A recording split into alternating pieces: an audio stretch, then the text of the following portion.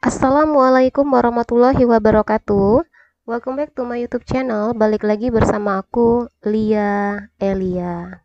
Di video pembahasan kali ini, saya akan membahas soal-soal UTBK, khususnya untuk pembahasan soal-soal ikatan kimia. Yuk langsung aja kita masuk ke pembahasan soal-soalnya.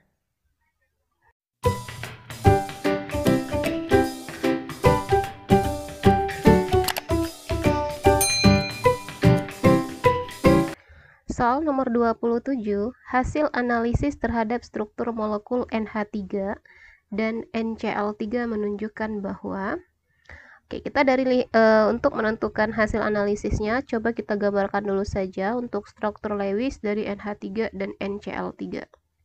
N golongan 5A, jadi elektron valensi N nanti 5, elektron valensinya sama dengan 5. Kemudian hidrogen golongan 1, berarti dia elektron valensinya 1. Sedangkan Cl golongan 7, jadi elektron valensinya nanti sama dengan 7. Kita gambarkan Lewisnya aja. Yang pertama ada NH3. Nah, pada saat kita menggambarkan Lewis, atom pusat itu unsur yang pertama kali disebutkan atau yang paling sedikit jumlahnya. NH3, berarti ada N, 1, hanya 3 buah. 1, 2, 3.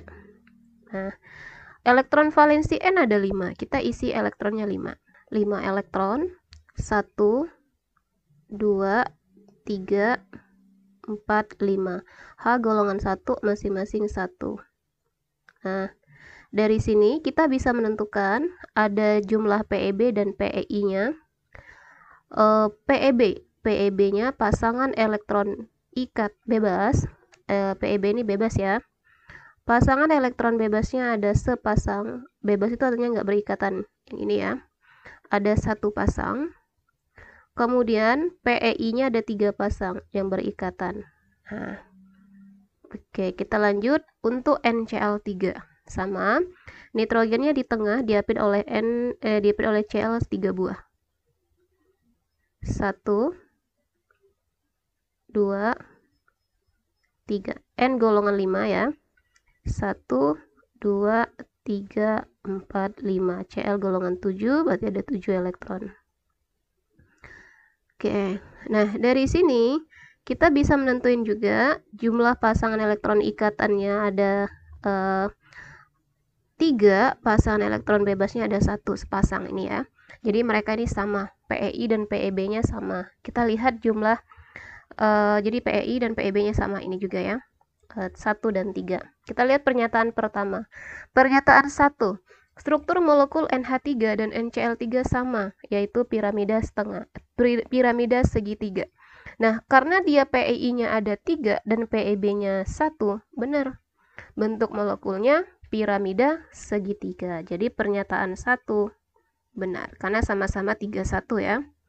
Oke, kalau 1 benar kan triknya 3 benar. Coba kita lihat nomor 3. Ini triknya aja ya, kita buktiin aja coba. Titik didih NH3 lebih besar daripada NCl3. Ya benar, kenapa? Karena perbedaan keelektronnegatifan NH3 itu lebih besar daripada NCl3. Kita ingat lagi ya, sifat-sifat dari bukan dari keelektronnegatifan, karena ini titik didih. Lebih tepatnya, kalau titik didih kita lihat di NH3 itu ada ikatan hidrogen. Nah, kalau ada ikatan hidrogen, berarti dia mempunyai titik didih yang lebih besar dibandingkan dengan NCl3. Sedangkan NCl3 nggak ada ikatan hidrogennya. Nah, jadi nomor 3 juga benar. Ingat trik, kalau 1 benar, 3 benar, langsung cek nomor 4. Kita lihat nomor 4. Energi ikatan NH lebih kecil daripada energi ikatan NCl. Salah ya. Kenapa? Seharusnya energi ikatan NH itu lebih kuat dibandingkan dengan NCl tadi, karena perbedaan keelektronnegatifan mereka kuat, sehingga gaya tarik atau ikatan antara N dengan H itu lebih besar daripada ikatan antara N dengan Cl. Kalau dia ikatannya lebih besar, pasti kita membutuhkan energi yang lebih besar untuk memutuskan ikatannya. Oke, jadi nomor 4 salah ya. Atau karena ada ikatan hidrogen juga bisa, karena ikatan hidrogen tadi kuat, jadi susah untuk diputus. Oke, kalau 4 salah belum tentu 2 salah. Nah, kita lihat nomor 2. Kepolaran molekul NH3 lebih besar daripada kepolaran NCl3. Nah, benar. Kita lihat perbedaan keelektronegatifan tadi. Walaupun di sini mereka sama-sama PeI dan PeB-nya 31, tapi ada perbedaan yang lain. Perbedaan dari keelektronegatifan. NH3 lebih besar dibandingkan dengan NCl3 perbedaan keelektronegatifannya. Sehingga kepolaran NH3 akan lebih besar daripada NCl3. Nah, jadi 1, 2, 3 benar, jawabannya A.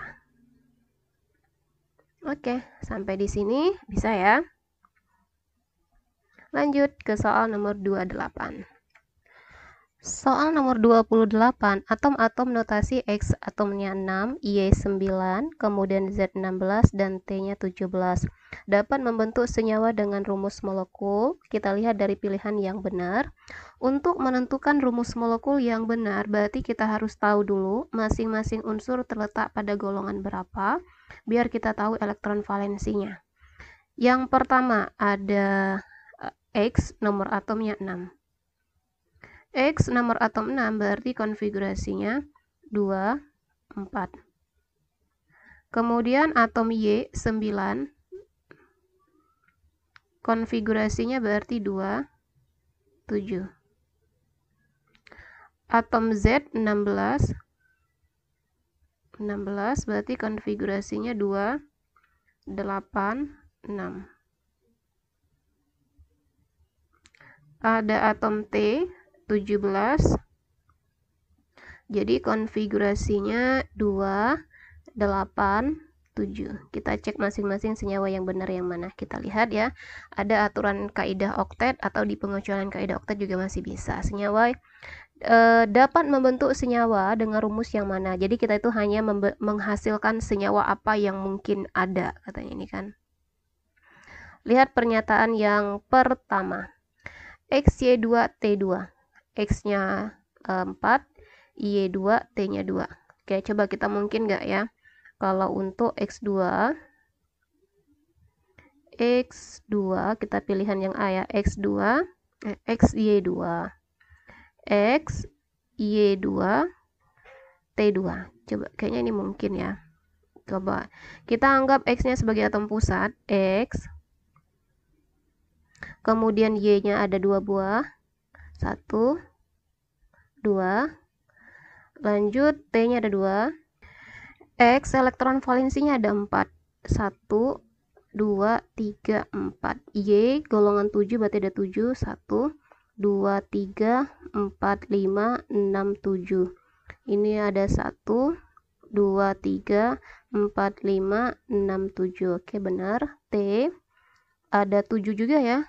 Terakhirnya 1, 2, 3, 4, 5, 6, 7. 1, 2, 3, 4, 5, 6, 7. Oke, benar untuk X, Y2T dia semuanya oktet mencapai 8. Berarti yang X, Y2T2 benar. Terus yang kedua XZ2, mungkin nggak XZ2? X. Kemudian ada Z-nya 2, X, Z2. Oke nih. X nomor atomnya tadi ada 4. Kemudian Z ada 6. Oke, berarti ini bentuk ikatan rangkap 2. 1, 2, 3, 4, 5, 6. Bentar. X ini ada 4 ya, berarti cuma ada 4, nggak ada. Nih, pas ya 4 X-nya. Z-nya masing-masing ada 6. Tuh, 2, 3, 4, 5, 6. 1, 2, 3, 4, 5, 6. Oke, pas 8 ya. Berarti XZ2 juga bisa. Jadi XZ2 bisa juga. Nah, terus yang dan ZY6. Oke, coba saya gambarkan ZY6-nya di atas saja ya. ZY6-nya di sini ada Z, Y-nya 6. Kita buat Y-nya 6. 1. Z-nya tadi ada 6. Ini mungkin juga ya, kayaknya dia pengecualian kaidah oktet. 6, 1, 2, 3, 4, 5, 6. Y-nya tadi ada 7. Oke, ini 7. 1, 2, 3, 4, 5, 6, 7. 1, 2, 3, 4, 5, 6, 7. Tuh, 2, 3, 4, 5, 6, 7. Tuh, 2, 3, 4, 5, 6, 7. 1, 2, 3, 4, 5, 6, 7. 1, 2, 3, 4, 5, 6, 7. Nah, masing-masing Y-nya sudah mencapai 8 ya. Ini kita buat ikatan. Ikatan. Tapi bagian Z-nya dia ada 12. Nah, ini termasuk pengecualian kaidah oktet. Jadi, untuk ZY6 ada juga ya, ZY6 ada juga senyawanya. Berarti ini benar. Oke, berarti jawabannya yang A. Oke, lanjut soal berikutnya. Soal nomor 29. Di sini diketahui pernyataan yang benar tentang CH4, NH3, dan H2O adalah apa? Kita lihat pernyataan yang pertama. Kita tinjau dulu saja antara H2O, CH4, dan NH3. CH4, C golongan 4A, berarti ini elektronnya nanti ada 4, H-nya ada 4 buah ya. 1, 2, 3, 4. Oke, elektronnya ada 4, H, ini 1, ini 1. Oke, berarti sifatnya nanti non polar ini. Kemudian ada NH3. NH3 tadi udah ada ya di struktur yang di nomor 27 tadi. Nah, dan satu lagi ada H2O. H2O 1, 2. O 6 elektron, 1, 2, 3, 4, 5, 6, H masing-masing 1. Nah, oke, ini struktur dari CH4, NH3, dan H2O. Kita lihat yang pertama. Pernyataan yang pertama, titik didih metana paling rendah karena memiliki MR paling kecil. Coba kita buktikan MR-nya. Untuk metana, ARC, ingat lagi ya, ARC itu 12. ARH 1 dikali 4 tambah 12, 16. Jadi MR dari CH4 sama dengan 16.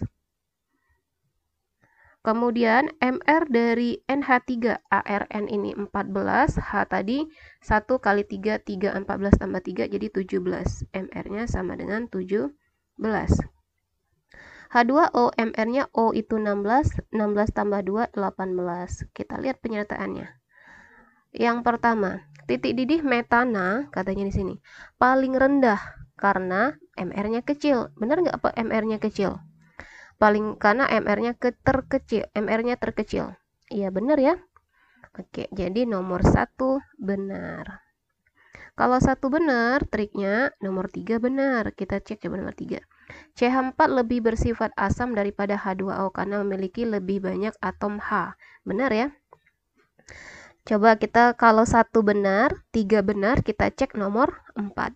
Titik didih H2O titik didih H2O tertinggi karena adanya ikatan hidrogen antar molekulnya.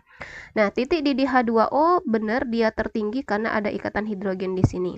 Tapi NH3 juga punya ikatan hidrogen. Nah, jadi kalau ditanya kenapa H2O itu lebih tinggi, karena dia mempunyai ikatan hidrogen dan MR-nya juga lebih besar dibandingkan dengan NH3. Nah, jadi pernyataan nomor 4 juga benar. Nah, triknya kalau 4 benar, nomor 2 pasti benar. Ya, NH3 lebih mudah larut dalam air daripada CH4. Benar, karena NH3 bersifat polar, sedangkan CH4 bersifat non polar. Jadi jawabannya semua benar. Oke, sampai di sini. Paham ya? Kita lanjut soal nomor 30. Soal nomor 30. Titik didih senyawa hidrida unsur golongan 16 semakin meningkat sesuai urutan H2S lebih kecil daripada H2TE lebih kecil daripada H2O. Jadi H2O yang paling besar katanya. Nah, sekilas kalau kita lihat ini termasuk unsur golongan dalam satu golongan ya. S, TE, dan O. Kita ingat ada golongan 6A atau golongan 16 di sini dibuatnya. Kita lihat urutannya. Oke, kita jawab. Nah, golongan 16 atau golongan 6A ini. Golongan 6A atau golongan 16. Golongan 6A itu kita mulai dari oksigen. Om, saya, sedang, telepon, polisi. Nah, urut dari atas ke bawah, unsur golongan 16 atau golongan oksigen atau golongan 6A, dari atas ke bawah, semakin besar nomor atomnya. Nomor atomnya akan semakin besar. Nah, kalau nomor atom semakin besar, artinya semakin besar juga MR-nya nanti. Kita lihat di pernyataan di sini. Titik didih senyawa dari hidrida ini urutannya katanya paling besar itu si H2O. Benar nggak? Jadi semakin ke bawah molekulnya itu akan semakin besar. Jadi kalau ditanya, kita lihat di sini ada Te urutannya ya. Jadi yang pertama, kalau kita lihat Te lebih besar, kemudian S, baru O. O paling atas, berarti O itu paling kecil. Nah, tapi katanya di sini H2O-nya lebih besar. Kenapa? Karena pada H2O ini nanti ada yang namanya ikatan hidrogen. Nah, jadi kekuatan ikatannya sangat kuat sehingga nanti titik didihnya akan besar karena susah untuk memutuskan ikatannya. Nah, jadi urutannya udah bener nih. H2S lebih kecil daripada H2Te lebih kecil daripada H2E. H2O. H2S kenapa lebih kecil daripada H2Te? Karena unsur S lebih kecil daripada Te. Sedangkan oksigen tadi kenapa dia lebih besar daripada Te? Karena di H2O punya ikatan hidrogen. Jadi benar pernyataan yang awal, yang sebab kekuatan interaksi antara molekul pada H2O lebih besar daripada H2Te lebih besar daripada H2S. Benar, karena interaksi molekulnya di H2O itu ada ikatan hidrogen. Masih ada hubungan ya, karena pernyataan yang kedua ini dia menjelaskan di awal tadi. Jadi jawabannya benar-benar berhubungan A jawabannya. Oke, bisa nomor 30 ya? Bisa. Kita lanjut soal berikutnya. Soal nomor 31, atom Cl nomor atom 17 dapat berikatan dengan F nomor atom 17 membentuk ClF3. Pernyataan yang benar untuk ClF3 adalah, berarti kita buat dulu saja struktur atau struktur Lewis dari ClF3. Kita mulai dari konfigurasinya dulu. Oke, di sini ada unsur Cl nomor atomnya 17. Jadi konfigurasinya 2, 8, 7. Kemudian ada F, nomor atomnya 9. Konfigurasinya 2, 7, oh sama-sama 7 ya. Senyawa yang terbentuk di sini ada ClF3. ClF3. Ada Cl, F-nya 3. F-nya 3, 1, 2, oke 3 ya. Taruh di bawah aja nggak apa-apa nih. Nah, ClF3. Sekarang kita buat Lewisnya. Cl tadi 7, berarti sisihkan 1 untuk berikatan dengan F. 1, 2, 3. Ini masing-masing 7 ya. F-nya 3, 4, 5, 6, 7. 1, 2, 3, 4, 5, 6, 7. 1, 2, 3, 4, 5, 6, 7. Nah, Cl tadi kan 7 juga. Sudah ada 3 yang kita isi, berarti sisa 2. Ada sisa 2 elektron. 1, 2, 3, 4. 2 pasang elektron ya.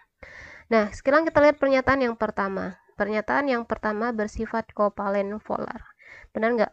Benar ya, karena ada PeB di atom pusatnya. Berarti nomor 1 benar. Kalau 1 benar, nomor 2, 3 juga pasti benar. Mempunyai interaksi dipol-dipol antar molekulnya benar juga. Kalau interaksi dipol-dipol itu interaksi antara molekul polar dengan molekul polar. Sudah benar tadi ini karena NH3 ini tadi bersifat polar. Bersifat polar. Nah, sekarang coba kita lihat lagi yang kalau 1 benar, 3 benar, kita langsung cek nomor 4. Kalau 4-nya benar, pasti 2 nanti benar. Triknya kayak gitu ya. Memiliki sepasang elektron bebas pada atom pusatnya. Salah, jelas di sini tadi ada 2 pasang. Ini kan PeB-nya. Ada 2 pasang PeB, atau boleh kita buat aja ya di sini biar nggak keliru. Dari sini kita bisa lihat ada PeI-nya, pasangan elektron ikatannya ada 3 pasang, PeB-nya ada 2 pasang. 2 pasang. Nah, jadi pernyataan yang keempat salah. Kalau 4 salah, belum tentu 2 salah, karena masih ada pilihan 1, 2, 3. Memiliki geometri berbentuk T. Nah, kalau untuk 3, 2, bentuk molekulnya itu huruf T. Jadi nomor 2 benar. Kalau untuk menentukan bentuk molekul, bisa kita lihat di data tabel teori PSPR. Oke, bisa ya soal nomor 31. Jadi jawabannya 1, 2, 3 benar A. Oke ya. Sampai di sini bisa difahami ya? Bisa. Kalau bisa difahami, semoga mungkin cukup di sini dulu aja untuk pembahasan ikatan kimia part yang kelima. Semoga video pembahasan ini mudah difahami, dan jika video ini bermanfaat buat kalian, share ke teman-teman kalian ya, biar manfaatnya lebih banyak lagi. Saya akhiri, wassalamualaikum warahmatullahi wabarakatuh.